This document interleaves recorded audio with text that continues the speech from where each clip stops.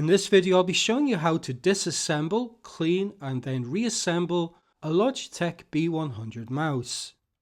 To open the mouse, there's a single Phillips head screw here on the bottom at the back. Once that screw is removed, the top cover can just be lifted off. Inside you'll see the PCB with the scroll wheel assembly at the front.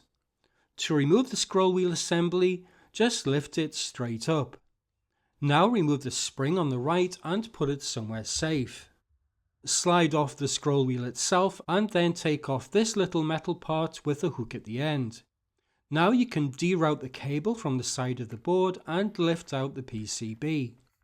To clean the switches, I'm going to be using some isopropyl alcohol.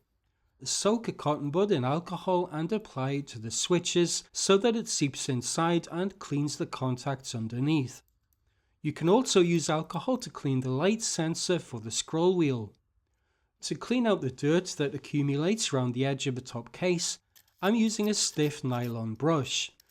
Just work it into all of the gaps and brush out all of the grime that's collected inside. Then clean the area with a cotton bud. You can also use a cotton bud dampened in alcohol to clean the lens on the underside of the PCB. Finally, I'm using the brush again to brush out any dust from the lower case. And now it's time to put everything back together again. Replace the PCB in the lower case, making sure that the rear of the board slides under these two plastic tabs at the back. Then lower the front of the board into position and reroute the USB cable along the side. Now to replace this small metal piece on the scroll wheel assembly, put the end of the hooked part into this hole and slide the curved end into this slot. Then hold it down with one finger while you replace the scroll wheel. Sliding the pin on the left of the wheel into this hole. Now you can lower the scroll wheel assembly back into place and you should hear a click as you press the wheel down.